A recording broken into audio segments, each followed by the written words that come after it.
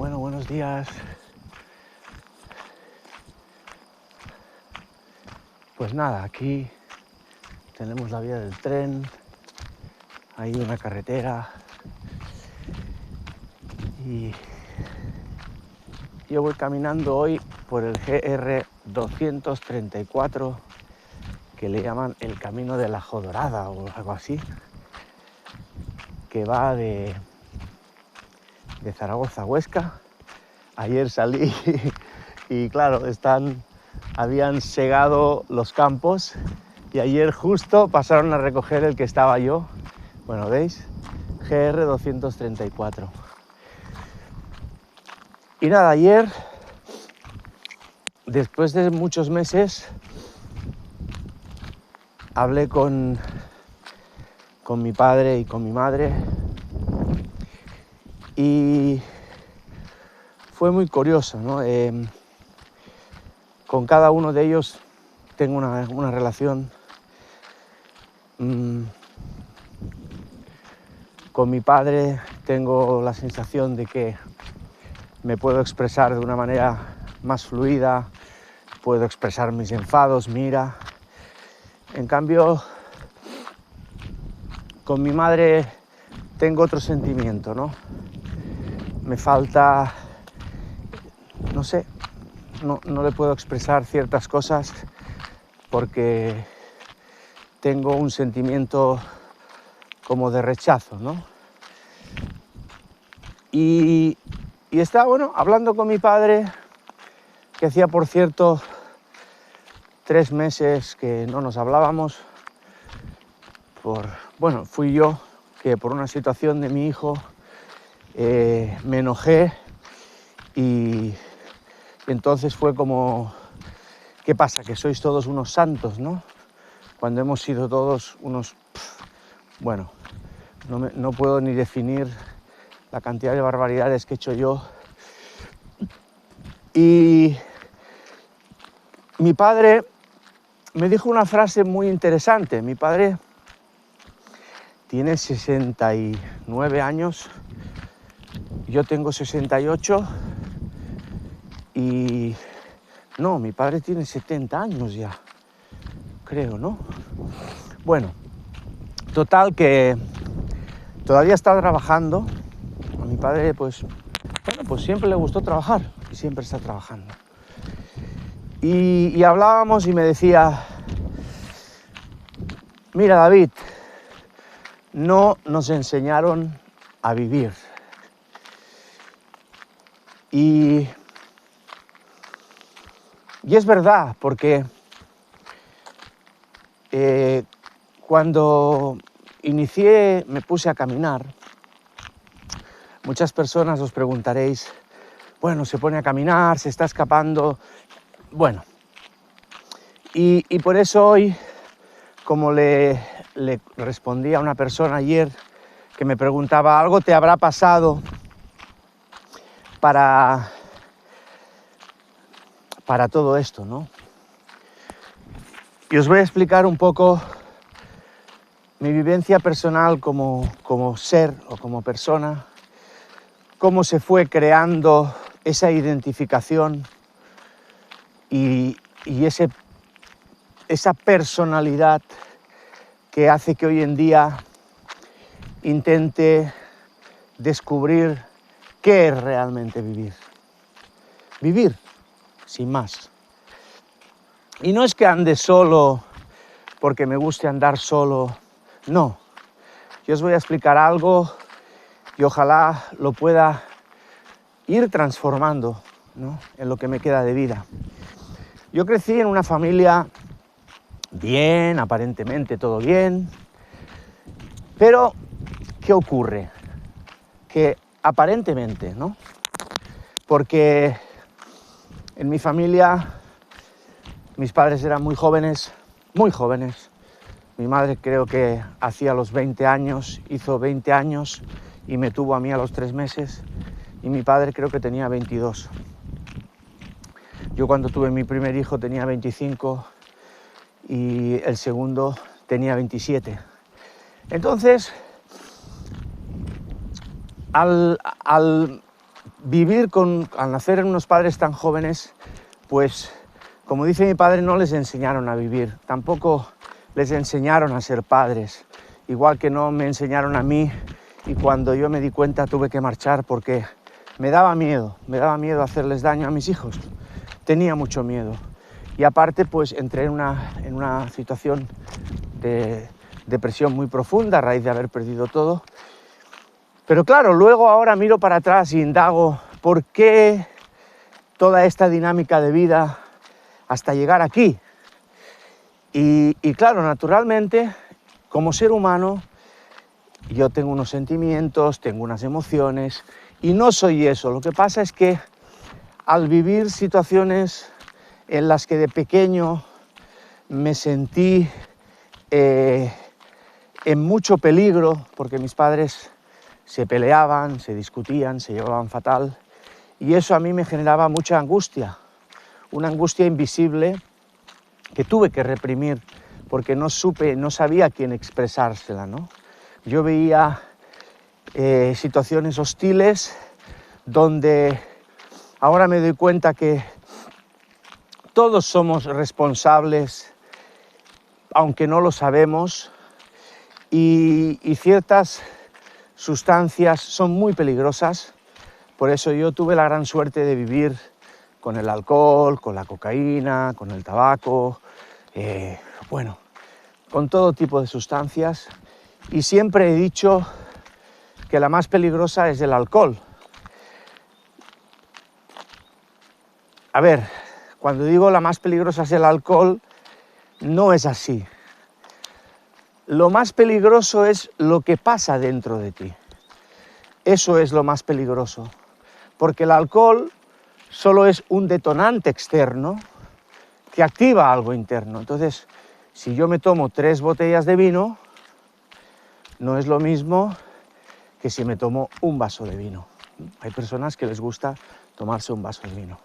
¿Qué pasa? Que a consecuencia de no saber gestionar el dolor que se me activaba cada vez, pues en las situaciones con mi padre o con mi madre, o bueno, en actos que han ido ocurriendo, pues yo fui inventando una personalidad donde me puse a trabajar muy joven, con 15 años prácticamente, en una época donde la gente estudiaba. A mí nunca me gustó estudiar, nunca me gustó estudiar. He sido y soy una persona más de manos, soy una persona más de sentir las cosas, soy más de experimentar. No soy una persona de estarme sentada en una silla para que me vayan dando información.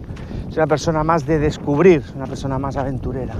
Pero claro, a mí nadie me apoyó para todo eso. Entonces, una parte de mí quedó reprimida, como muchas, y esa parte siempre estaba preparada, o ha estado preparada para estallar en cualquier situación externa que despierta esa emoción, que no soy yo, sino que es una emoción que en aquel momento reprimí y que poco a poco tengo que ir descubriendo cómo liberarla, porque al final lo que me ha ocurrido es muy curioso.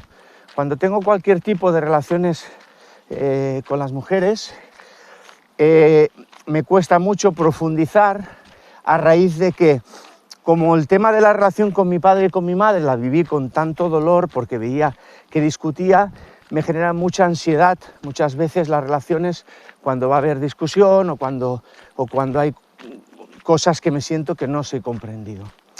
Por eso las relaciones a veces son tan complejas, porque nadie sabe expresar esta ira o rabia o dolor o tristeza o el miedo al abandono, al rechazo. Y para mí ayer fue muy evidente cuando mi padre me dijo: no nos enseñaron a vivir, porque vi lo complejo que es para unos padres que a la vez les han enseñado cosas del tiempo de la guerra, ¿no? Mis abuelos prácticamente vivieron la guerra, vivieron la escasez de la guerra. Y yo al final dentro de mí la tengo, esa escasez, ¿no? Es una creencia que se me fue dada y no es que la tenga, es el parásito de la mente, ¿no? Es lo que nosotros creemos que ocurre, pero realmente no ocurre eso, porque Yo veo, ayer fui, estaba en Zaragoza y fui a la Basílica del Pilar, ¿no? Buenos días, hola. Y me di cuenta realmente de la cantidad de recursos materiales, de dinero y de horas que personas habrán estado haciendo todas esas monumentos y todas esas reliquias, ¿no? Porque es muy, muy, muy, muy, muy interesante poder descubrir esto que os estoy diciendo. Porque puedes tener un sentimiento de escasez, pero lo que ocurre realmente es que todo es abundancia. Y creo que desde que, fijaros bien que todo empezó, yo no sé exactamente cuándo se inventó el primer coche. El primer coche fue, creo, el Forte de Ford, el coche más feo del mundo, que dijeron, y vendieron miles y miles y miles. Claro, fue el principio de algo nuevo, diferente, novedoso, y que en ese momento, a partir de ese momento, permitía al ser humano cambiar la forma de vivir. Me parece que me he equivocado, no sé por qué. A ver, voy a volver ahí que está la señal. Y claro, eso transformó toda la forma de relacionarse el ser humano con el tema del movimiento, porque a partir de ese instante, de golpe sacan unos coches y de golpe todos, pues empezamos a querer utilizarlos, ¿no? Sale algo nuevo, todo el mundo quiere utilizarlo. Y a día de hoy, no sé si habrán pasado 100 años desde que se hizo el primer coche, no lo sé. Y fijaros bien la barbaridad que nos encontramos en este instante, ¿no? Porque realmente ayer estaba en Zaragoza y estaba observando, ¿no? Yo observo, ¿no? Y me fui, porque yo cuando estoy en la ciudad, pues también me gusta consumir cosas que digo, pero ¿por qué lo estoy haciendo? Pero lo estoy haciendo y estoy intentando, pues poder disfrutar de eso, ¿no? Bien. Y veía en un sitio, me fui a comer un helado y me vi... Sí, voy bien, sí, voy perfecto. Y me fui a comer un helado y vi un cargador de coches eléctricos, ¿no? Y claro, estaba allí observando aquello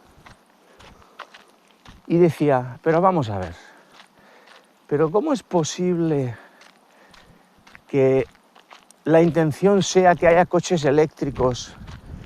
Y me estaba imaginando todos los coches que hay ahora con gasolina, todos eléctricos, y estaba diciendo, pero ¿cómo se va a poder suministrar toda esa electricidad para todos los coches? Y claro, las consecuencias de esa frase que decía mi padre, de no sabemos vivir, no son unas consecuencias a corto plazo, son unas consecuencias que en este caso yo creo que sí ya son a corto plazo. Las consecuencias de que cada uno pues quiera tener un Mercedes o que cada uno quiera, pues son unas consecuencias que las vamos a tener en breve, porque son unas consecuencias que están alterando el equilibrio de lo que nos rodea. O sea, si yo me voy a una ciudad, todo lo que está ocurriendo en la ciudad está alterando el equilibrio, ¿no? Porque, por ejemplo, si yo estoy en una ciudad, no estoy respirando el mismo aire que si estoy pues caminando por la naturaleza. Y eso al final, como nosotros somos parte de esa naturaleza, todo eso se ve afectado, ¿no? Entonces, dentro mío hay una reflexión de ¿y qué se puede hacer? ¿Y qué se puede hacer? Porque al final son cosas son reflexiones de decir, bueno, ¿se puede hacer algo o no se puede hacer nada, ¿no? Y claro, por eso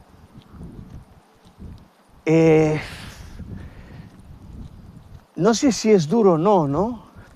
Pero ver que nosotros mismos estamos provocando la situación en la que nos vamos a ver envueltos, es muy duro que nosotros, y yo me incluyo, no hayamos descubierto que los actos que yo hago son de vital importancia para las consecuencias del devenir, ¿no? Hablo del futuro, pero no estoy hablando del futuro, porque estoy hablando del presente, porque mis actos presentes van a tener unas consecuencias en el acto presente de otro presente. Y ahí es donde digo, wow, ¿no? Wow, ¿qué está pasando? Y es verdad, no sabemos vivir. El vivir como tal, como yo puedo reconocer,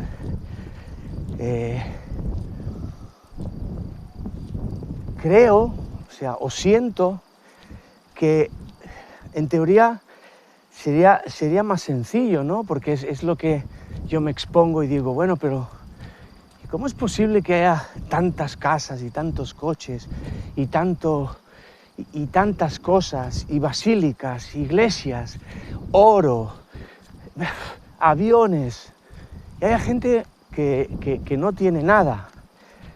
Y esa gente que no tiene nada, pues están viviendo como pueden, ¿no? Y están haciéndolo porque, bueno, pues quizás han tenido que descubrir o adaptarse a otras formas de vivir, ¿no? Bueno, ahí está, fijaros, Zaragoza. Y es que en las ciudades, como veis, está esa nube, ¿no? Esa nube tóxica que respiramos cuando estamos en ellas, ¿no? Y yo creo que esto, más allá de lo que nosotros nos podamos imaginar, sutilmente tiene que afectarnos, ¿no? Tiene que afectarnos de alguna manera, ¿no? Pero bueno, es lo que intento, ¿no? Después de esta conversación con mi padre, que al final para mí era lo importante, ¿no? Llamar a mi padre y poder hablar con él y al final poder sentir